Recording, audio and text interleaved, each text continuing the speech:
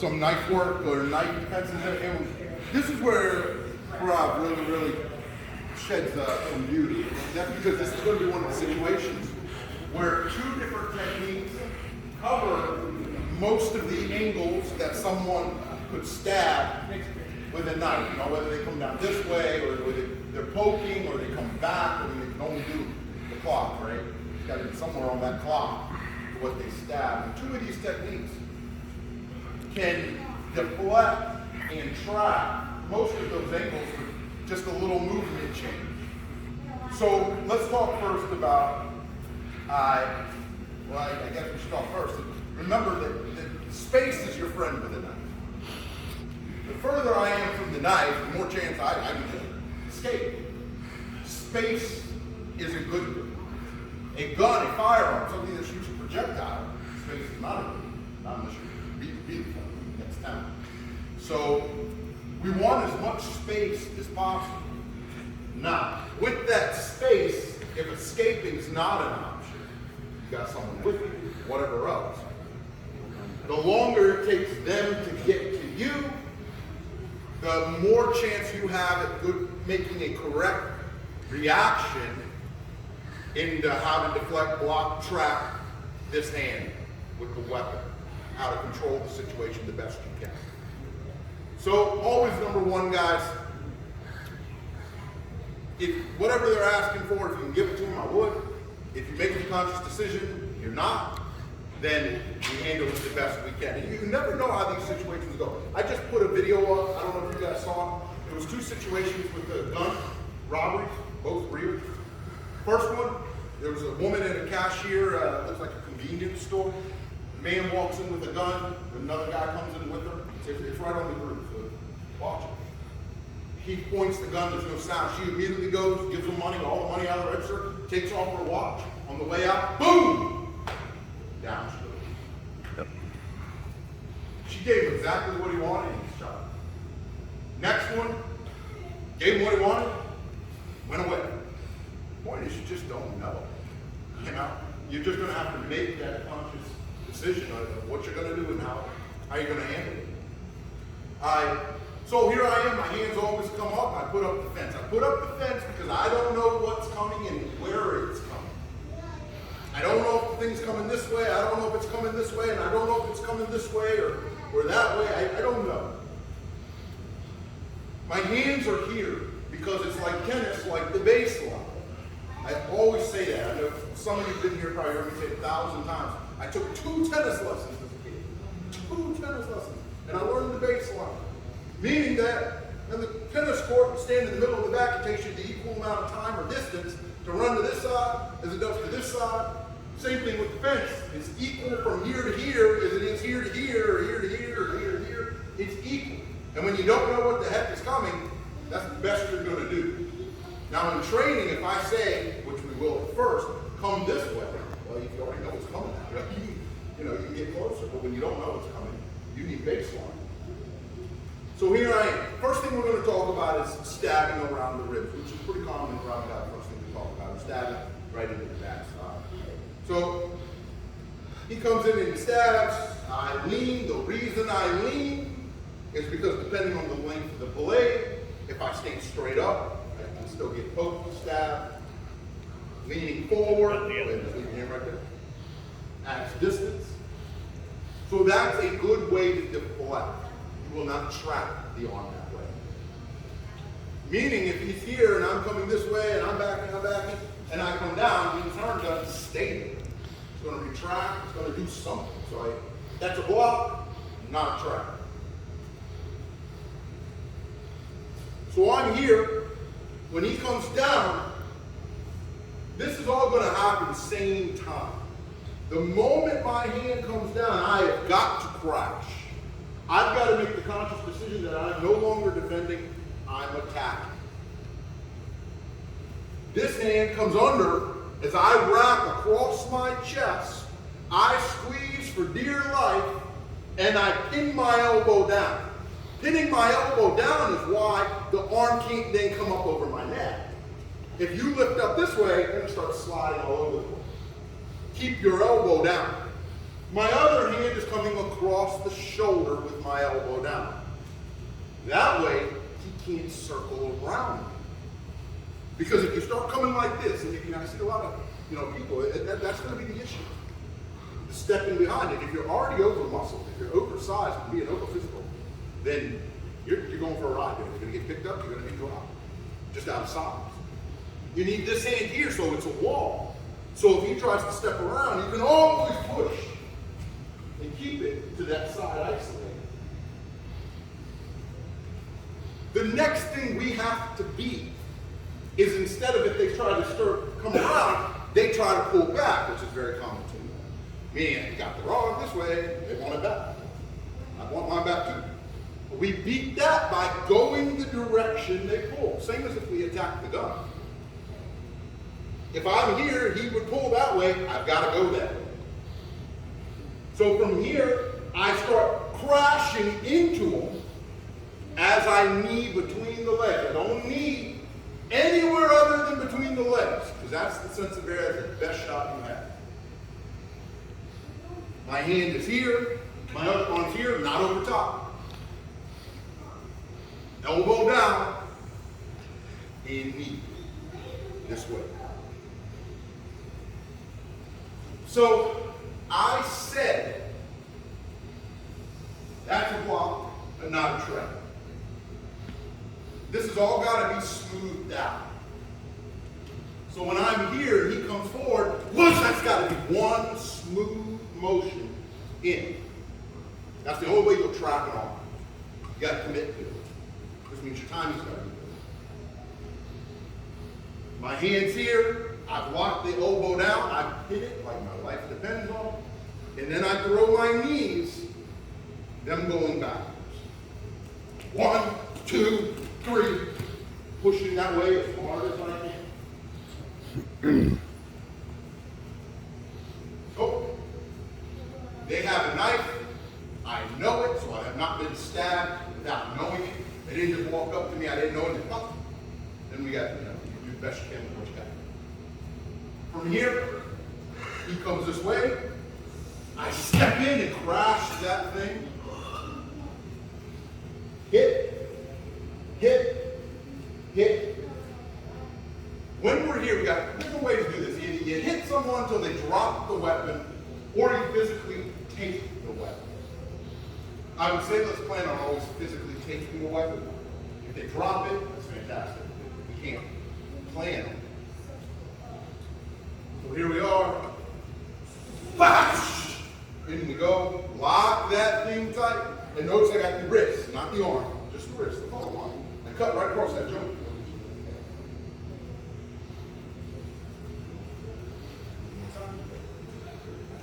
Bash! That's the first part we need to get good at. Be careful. I'm always more concerned for the person with the knife than I am the other person. So make sure you don't pinch yourself up. Okay? And this is all freestand knife work. I know he's coming this way, but that's not what knife work is going to look like. It's not going to look like this by the time you get out of here. I'm going to tell you to go with the person, and you're going to find it's hard. It's going to be a lot harder than that. You just start stabbing everywhere. You just start stabbing all over the place. It's hard, but that's what it is. So that's what we got to train for. So with your partner, let's learn the first technique, then we'll learn the second, and then I'm going to say it's go time. Okay? Let's learn that part. Meaning we're here, we were lucky and good enough to get to here. Say lucky because with all the training and stuff, it's good. Let's have luck on this. From here, when I start kneeing, if I'm still being around, they're just pushing too hard, it can happen. If your knees are not connected right between the legs, they're going to have plenty of fight in them. So when if you get hit solid, I've never been hit between the legs and not had an effect, but I suppose I can have it. But here, if they're pushing to you, lift your elbow and put that hand on the back of the neck. Make them go where they're trying to go. He's pushing into me, and then all I do as he pushes is push.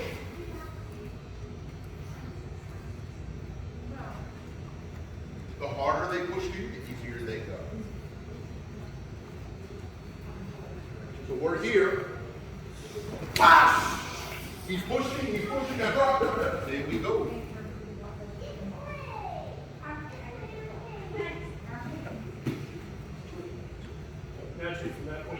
We'll talk about the locks. Remember one thing, you always have the option.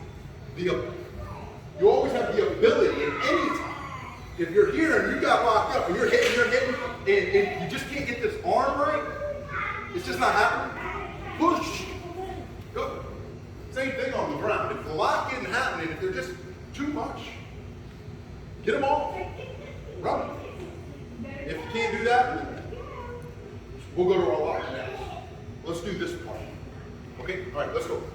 This position, the reason I will not ever tell you if they're going this way to step behind them and push so that they fall, because this is what you see a lot, right? You're going to see, oh, down they go, like that. Is because it never works that way in full speed. It never happens like that. All you got to do is watch judo in the Olympics.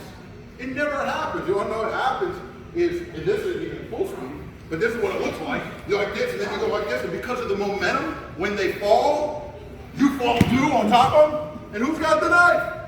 You fell on top of the freaking knife. Don't do that. Is that a problem? In judo, it's called a sacrifice throw. You're sacrificing your body. This is really a sacrifice. This is too much of a sacrifice. Our people way back in the day did sheep. Lamb, we don't sacrifice this out. All right, back. I can't take it anymore. So here we are. Here's the lock. A technical way to get the knife if they haven't dropped it or anything. I circle my arm tight across the joint. I don't reach over. Reach over. There we go.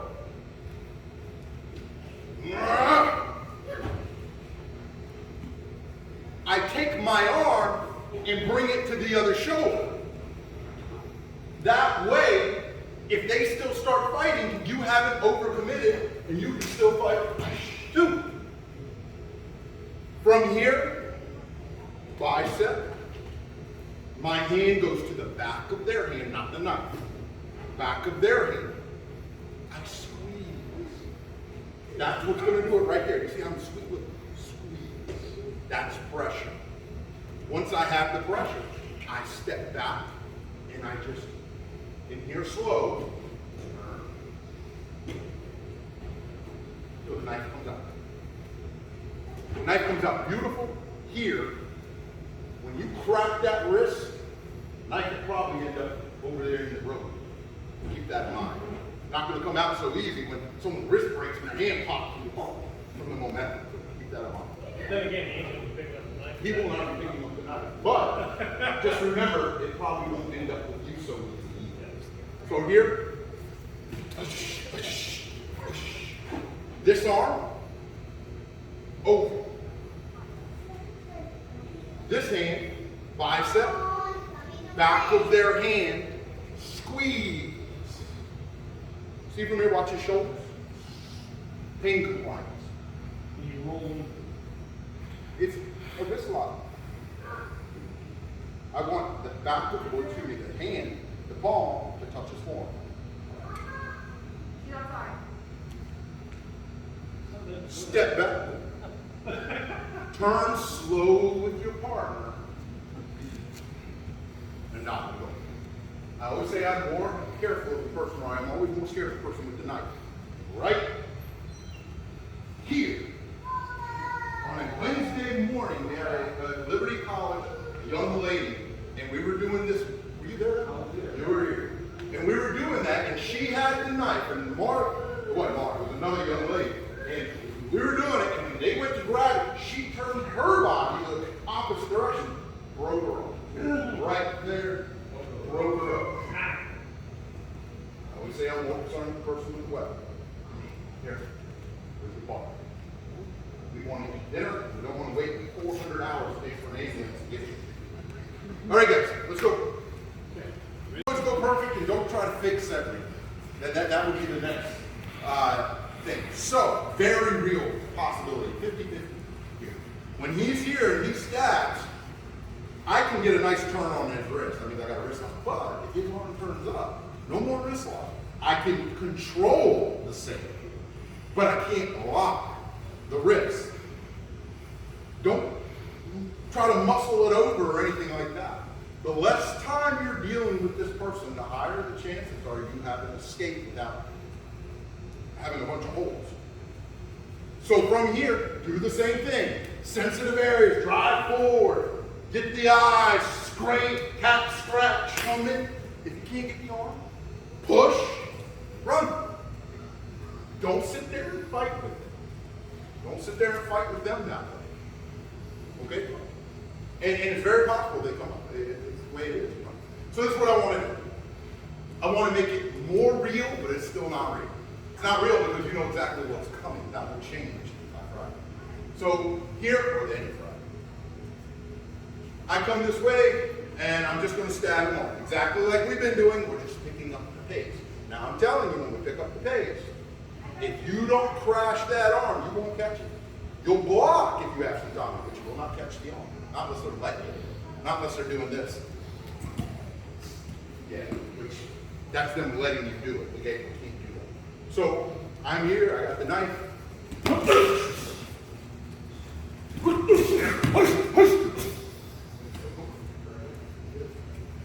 I didn't let him have it. I need someone who will less advanced. Ed! Well, I'm trying to show a good job in stabbing. I mean, he caught my arm really fast. From this way, yeah, he's holding his back. All right. Yeah, you're turning. Same thing.